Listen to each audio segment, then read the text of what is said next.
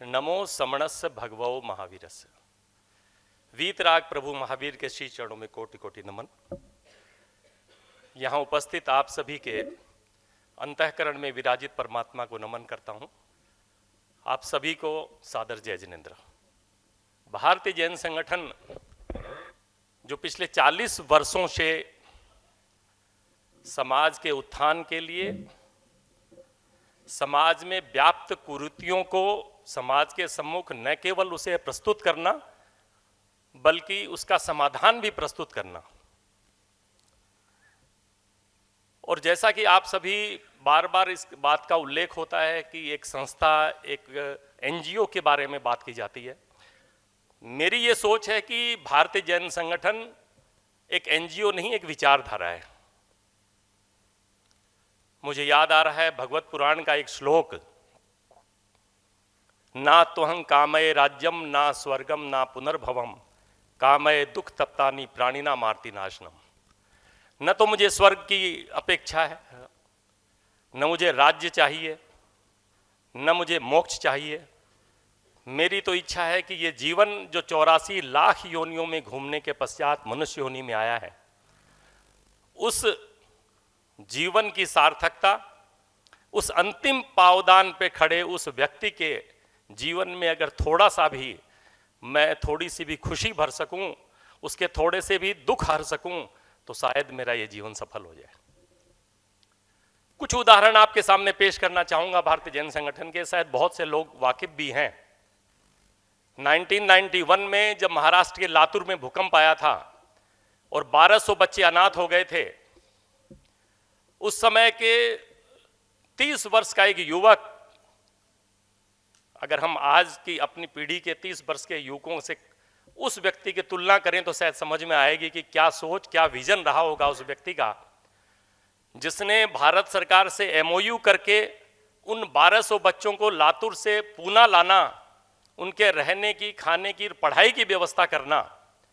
और उस समय एक जैन आचार्य ने शांतिलाल जी भाऊ से पूछा कि तुमने इतना बड़ा कार्य तो हाथ में ले लिया, लेकिन कहीं अगर इसमें तुम फेल हो गए या आगे नहीं कर पाए तो जैन समाज की थोड़ी बात अच्छी नहीं रहेगी। भाऊ का विचार आप सुने, भाऊ की बात, जवाब उन्होंने क्या दिया। उन्होंने कहा, मैंने अपनी पूरी संपत्ति का आकलन किया है, अगर समाज का सहयोग नहीं मिला तो भी मैं अपनी पूरी संपत्ति बेच करके भी ये कार्य कर पाऊंगा, इतनी संपत्ति मेरे पास है। उस सोच को सलाम करते हुए हम आगे बढ़ते हैं। भुज का भूकंप आपको याद होगा 2001 में, जिस समय कि पूरा भुज नेस्तनाबूद हो गया था और सरकार के आग्रह पर भारतीय जैन संगठन आगे आई। सरकार से बिना कोई संसाधन लिए सिर्फ जमीन सरकार ने दी और 3 महीने के अंदर भारतीय जैन संगठन के कार्यकर्ताओं ने 368 स्कूलें बनाकर भारत सरकार को सौंपी। इस प्रकार के बहुत से उदाहरण मैं दे सकता हूं। कोरोना काल में 500 बच्चे अनाथ हुए, जिनको हमने अडॉप्ट किया और हमारे बाघोली सेंटर में ले गए। वो परंपरा आज भी चालू है। जो किसान आत्महत्या करते हैं, विशेषकर विदर्भ के क्षेत्र में आपने बहुत बार सुना होगा किसानों की आत्महत्या के बारे में बात चलती है। हर वर्ष लगभग 50 बच्चों को हम अडॉप्ट करते हैं और हमारे पूना सेंटर ले आते हैं। इस प्रकार के बहुत से कार्य, जिसके लिए कहा जाता है कि भारत के डिजास्टर मैनेजमेंट के लिए जो 10 एनजीओ कार्य कर रहे हैं, उसमें 9 एनजीओ भारत सरकार के हैं, सिर्फ एक एनजीओ, ये आपका अपना एनजीओ जो जैन समाज का है। इस प्रकार के इस बृहद कार्य के रूप में हम भारत सरकार के सामने हमारी प्रस्तुति है। जल के क्षेत्र में हम बहुत बड़ा कार्य कर रहे हैं। 2013 में पहली बार हमने जल के क्षेत्र में कार्य को हाथ में लिया। महाराष्ट्र का एक जिला बीड, जिसके बारे में कहा जाता है कि वहां पानी टैंकरों में भर के सप्लाई करना पड़ता है पीने के लिए। आप सब आज के प्रतिभावान युवक यहाँ बैठे हैं, मीडिया, अखबार, न्यूज से सब वाकिफ हैं और सबको पता है ये कि भारत का सबसे कम पानी वाला क्षेत्र जो है वो बीड है। हमने बीड में पानी के कार्य को हाथ में लिया और लगभग 3 महीने के अंदर बीड जिले के 1200 गांवों में हमने तालाबों की संरचना की। जो पुराने तालाब थे उनको ठीक किया। इस कार्य को देखने के बाद में पानी फाउंडेशन जो आमिर खान संचालित करता है, उसने हमारे साथ हाथ मिलाया और लगभग 2 जिलों के 2500 गांवों में हमने यही कार्य 6 महीनों के अंदर करके दिया। इस कार्य की गूंज पूरे देश में हुई। लोकल कलेक्टर के सर्वे ने इसको नीति आयोग तक अपनी रिपोर्ट पेश की और नीति आयोग ने ये सारी रिपोर्ट पीएम हाउस में पहुंचाई। नरेंद्र जी मोदी के ये शब्द थे कि जैन समाज ने जो कार्य वहां किया है वह आज की डेट में अगर सरकार के द्वारा संचालित हो तो लगभग 600 करोड़ रुपए का कार्य है और शायद सरकार इसे 5 साल में भी ना कर पाए। जो कार्य जैन समाज ने सिर्फ 6 महीनों में और 35 करोड़ रुपए के खर्च से किया। इसका नतीजा यह हुआ कि जब 2022 में हमने अपने देश की स्वतंत्रता की 75वीं वर्षगांठ मनाई तो सरकार की एक योजना आई भारत अमृत सरोवरम, कि भारत के जो 740 जिले हैं हर जिले में 50-50 अमृत सरोवर बनाने थे।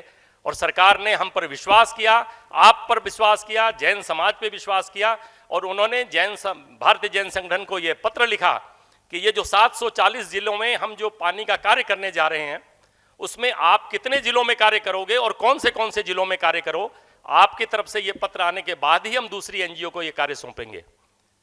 आपको गर्व होना चाहिए कि सरकार का इतना बड़ा विश्वास हमने जीता है। और जैसा कि अभी पिछले वक्ताओं ने कहा भी कि जैन्स फॉर इंडिया, ये संस्था जैनियों के जरूर है, संसाधन जैनियों के जरूर हैं, मगर हमारे सारे कार्य मानव मात्र के लिए हैं।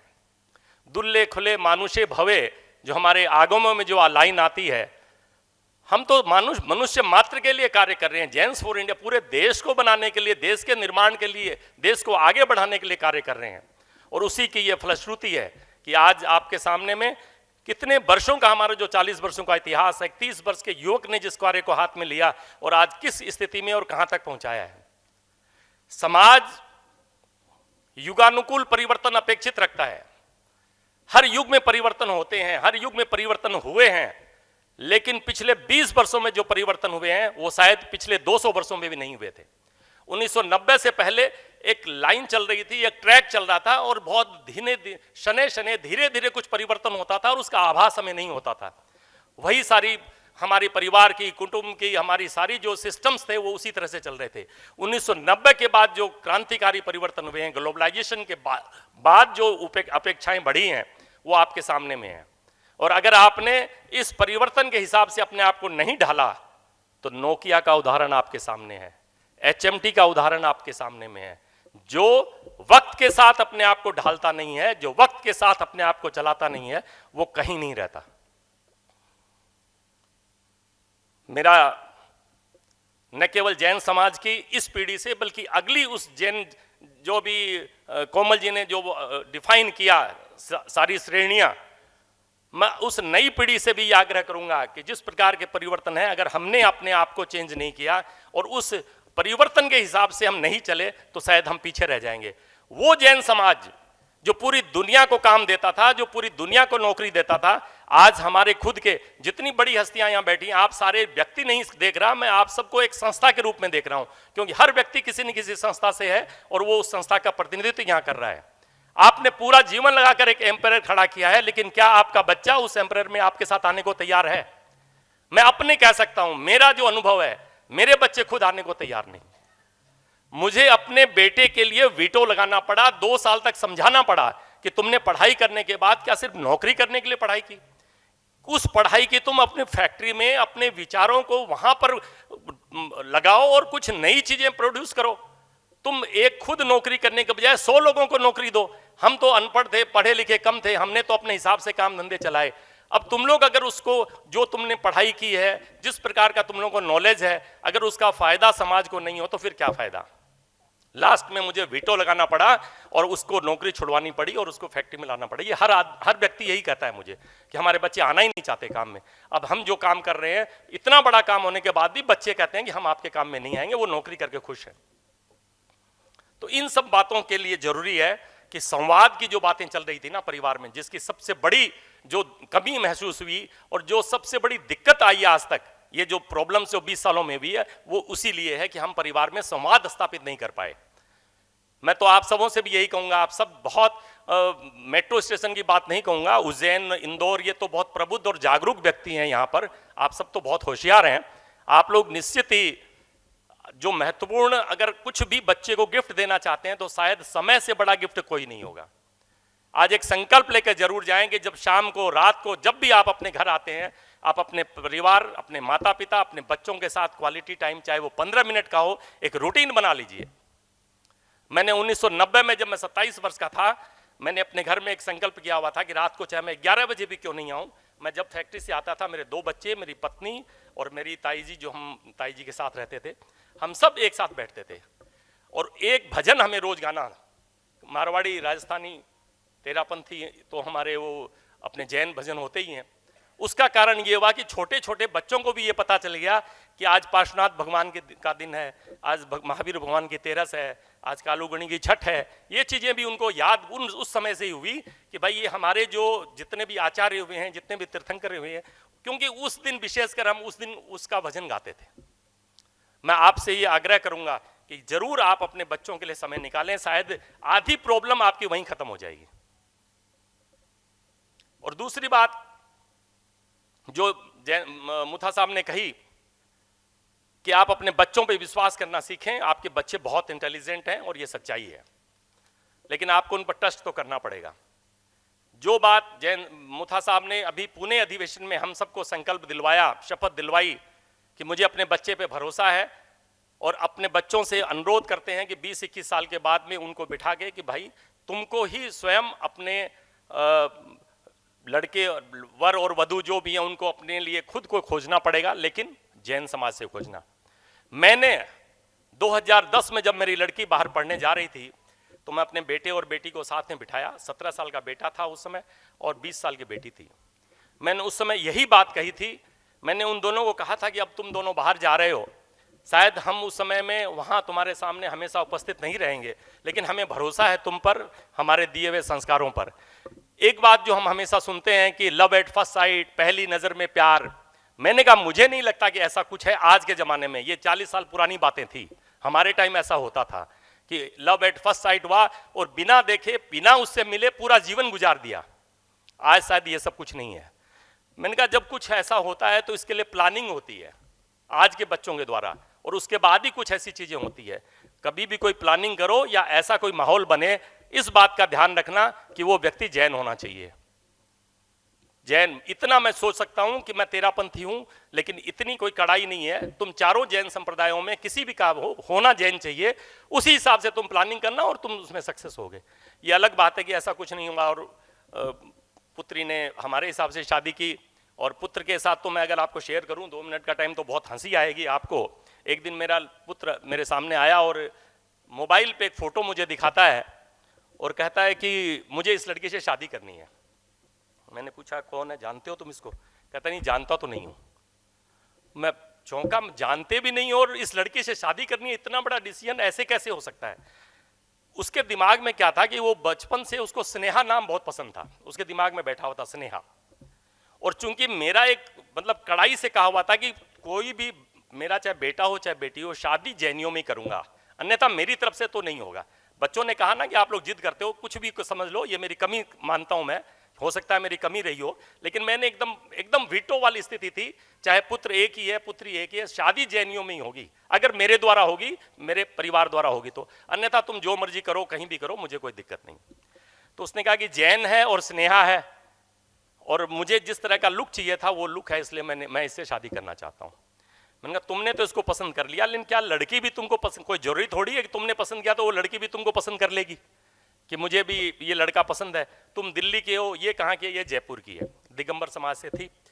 हालांकि वो ठीक है, दोनों की प्लानिंगें चली, हम उनके फादर से मिले, उनके परिवार से मिले, दोनों एक दूसरे को, बीजीएस एक ऐसा माध्यम बना कि वो बीजीएस के माध्यम से उन्होंने हमारे बारे में पता किया, हमने उनके बारे में पता किया, सारी बात हो गई। आज बहुत अच्छी बहू मेरी है। मैं बहू क्या, मैं तो ये कहता हूँ कि वो मेरी बेटी से, मेरा बेटा जो है थोड़ा शाही है, कम बोलता है।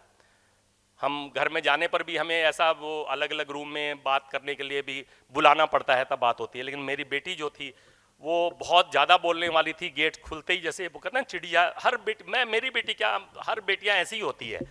लेकिन मेरा ये जो बहू आई वो मेरी बेटी से भी बढ़कर जो कमी हमें दिक्कत हमें महसूस हो रही थी उसको उसने भरा, और आज वो मेरी बेटी से भी बढ़िया मुझे लगती है। तो एक प्रोग्राम में मैं था ऐसे ही वक्ता के रूप में कुछ बोल रहा था, तो वहाँ लोगों ने बहुत कुछ बोला। तो मैंने उस दिन बोला वहाँ पे कि ये जो मेरी बेटी मेरा अभिमान, इस तरह का कुछ बोल रहा था। तो मैंने कहा नहीं, मैं इसमें थोड़ा संशोधन करना चाहता हूँ। मैं चाहता हूँ कि मेरी बहू मेरा अभिमान। तो लोग कहेंगे एक नई बात आपने पेश कर दी, आज तक तो हम मेरी बेटी मेरा अभिमान चलता था, मेरा बेटा मेरा अभिमान है। तो मैंने कहा ऐसा है कि बेटी तो अपनी ससुराल चली जाएगी, बहू ही है जो सुबह 5 बजे से रात को 10 बजे तक मेरी हर दवाई का, मेरी हर चीज का उसको पता रहता है, मुझे क्या पसंद है, चाय में क्या चाहिए, खाने में क्या चाहिए। तो मैं आप सबसे भी यही कहूंगा, आप भी अपनी बहू को अपनी बेटी की तरह मान दो, फिर देखो आपके घर में कितना आनंद आता है। और आज एक संकल्प लेके जरूर जाना कि बच्चों को आप ये कह दो कि तुम्हें स्वयं अपनी वर या वधू खोजना है, लेकिन जैन समाज में खोजना है। और टाइम की बात जो मैंने की, क्वालिटी टाइम की बात की, आप प्रतिदिन अपने बच्चों के साथ, अपनी फैमिली के साथ थोड़ा समय दो, तो शायद हम सब के लिए जितनी प्रॉब्लम्स है ना, वो सारी आधी खत्म हो जाएगी। ओम हरम। इस गर्मी में भी, और इस गर्मी तो लग रही है ना, बाहर नहीं है लेकिन भीतर तो है, और भोजन करने के बाद भी आप सबको अगर मैं जगा के रख पाया तो मैं मेरा सौभाग्य समझूंगा कि शायद मैं सफल हुआ। धन्यवाद।